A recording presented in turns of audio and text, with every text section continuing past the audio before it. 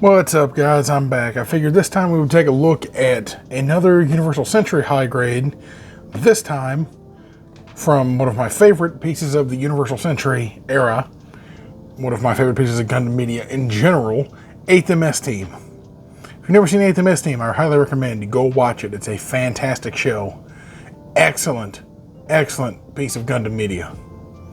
Pretty much exactly what you would expect the UC era to be. This box art's great. It's wonderful. I mean, representation of the Gouf. A little bit of a shot there, you know, a re-render of kind of what the series looks like. On the side, you got some glamour shots of the model, another CGI model, a shot of the pilot whose name is blanking on me right now. The fight scenes from the anime. On the side, you've got a number. It is number 117 in the HGUC line. That blue Bandai sticker, meaning it pretty much is a reissue that was done after the merger with Namco. And then showing some of the gimmicks like the Hguc, the Gatling, the shield, and then that iconic Gouf pose. And of course the usual legalese and stuff on this side. And absolutely nothing on the back because it's a model kit. But let's go ahead and get him ready to go. I shall return. There we go. That's what I'm talking about. Yeah. Beautiful high grade. Absolutely wonderful. This is what high grades in this HGUC line generally are like. They're really solid. Of course, you're going to have to do some work. You have to panel line, but it's going to be an excellent kit. Now, we'll go ahead and we'll pop him off the stand. We'll see how tall he is.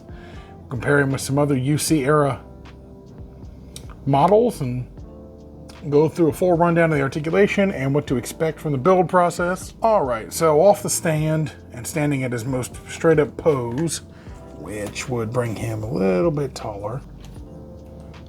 The Gouf custom stands at to the top of the command fin about 6 inches. To the top of the head about barely over 5. Again, your usual HGUC era size scaling, especially for a high grade. High grades generally are not particularly that huge. And that's not really supposed to be, But let's go ahead and take a look. The mono eye looks great. It's the only foil seal on this kit, so that's good. Other than that, there's no other stickers anywhere. I painted the thruster bells and I painted the scope, but that's because they needed detail. The head is one of those more modern Hguc heads that has that little gimmick. Or if you move this, the mono eye moves. Everything's assembled a little tightly, so it's kind of hard to do, but the eyes do move. Well, I shouldn't say eyes in plural. The eye moves.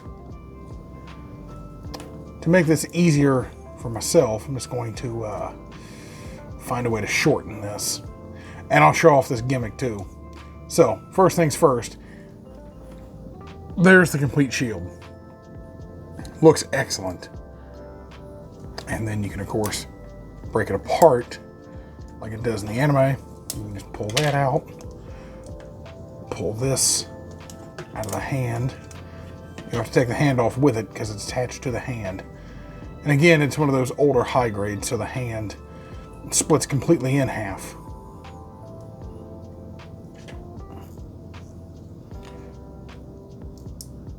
You want to just, there we go.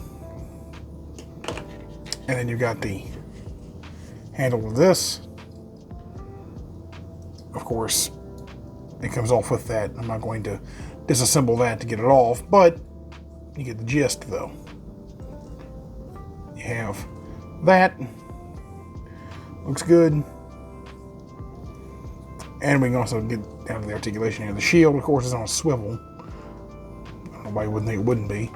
This is attached to a ball joint on the wrist, so It gets a little bit of range, not a ton though. The elbows can get better than 90 degrees. It's the exact same on both. It's the exact same on both elbows, because why wouldn't it be? There's a little string that attaches in here for the grappling feature. I'm not going to show that because I don't remember where the string went. The shoulder pads are your typical Hguc shoulder pads. I mean, that's what you're going to get with them up. Even with them down, you're going to get about the same range. The torso, pretty much nothing after the hoses are connected. It's pretty much nothing to start with, but the hoses hindered even more. From behind, nothing really to talk about. Solid, rigid butt plate as usual. The legs go pretty far forward, and that I'm not going to flex the rigid front cape either because this is all one solid piece. Pretty far out. You're going to get a really nice double jointed knee actually, and you're going to get decent ankle articulation. Again, nothing crazy, but I mean, for the Gouf, it's more than enough. And of course, the head's on a ball joint like you saw. But you're going to get more than enough to work with this. I mean, there's what I'm talking about. There we go. Yeah, that was a little more destructive than that needed to be, but yeah, that's what I'm talking about. Everything just kind of connects together. There we go. There we go. This is the shield off of the arm. And you see how everything works. It just pegs on the little mushroom peg here. Little scope's adjustable. And then, of course, the Hguc looks great. The only bit of paint on this entire Hguc is just this little guard right here. I didn't even mix this. This was just right out of the can, just tightened blue, and it works. The Gatling itself looks accurate. I mean, it's how the Gatling looked. I don't know why you really would take it off of this, though, since that's the only way it was really shown in the anime. It was attached to the shield, like this. I don't really know why you would do it any other way. That seems kind of redundant. Or, well, actually not really redundant, just weird. The Hguc can then slide right in here, and it looks good. It doesn't lock in place, but it doesn't really need to. It looks good. The whole thing looks great. This is one of those high grades really that falls under the category of panel lining helps the kit. Otherwise it looks cheap. I think that's because of the baby blue.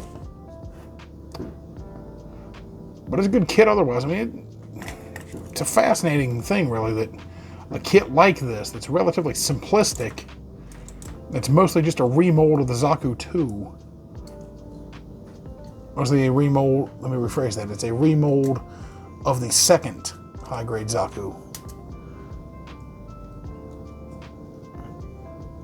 I mean, it's pretty good. It's a pretty likable kit. It's kind of hard not to like the kit. I mean,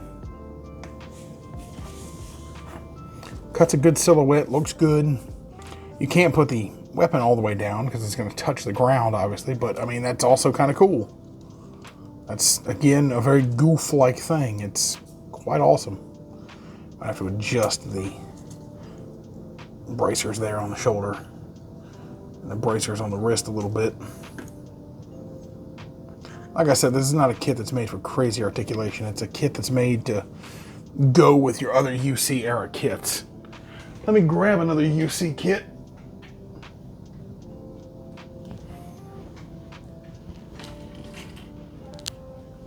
Yeah, we'll stick him next to a fellow Xeon unit. And you can see he's about the same size. But of course, this is the 1.0 Hguc that I'm talking about. You can see there's a lot of differences between 1.0, 2.0, remold, yeah. Or, well, high-grade rebirth, I guess you'd call it. Really, really good model. I highly recommend if you're doing anything for HGUC, do this. This thing's absolutely fantastic. Now, mind you, the Master Grade is near perfection. It's almost exactly what you want a Master Grade from the Universal Century era to be. I would highly recommend this, though, if you're looking for a good high grade. This kit's actually relatively affordable now, too. I mean, I've seen this kit go for as low as like $14 on places like USA Gundam Store. It's a really well done kit. I really do like this kit. It's one of my all-time favorites. It's simple, but it works. It's one of those things that's so simple, it gets the point across without being overly engineered or under-engineered. It really does just do what it needs to do. It does everything that a Hguc version of the Gouf custom needs to do. That's literally all it has to do. And it pulls that off flawlessly. I think it's a fantastic model. Highly recommend it. Hope you guys like the new backdrop, new lighting situation. Everything's gotten a little bit better. So let me know what you guys think in the comments. I'll see you guys in the next one.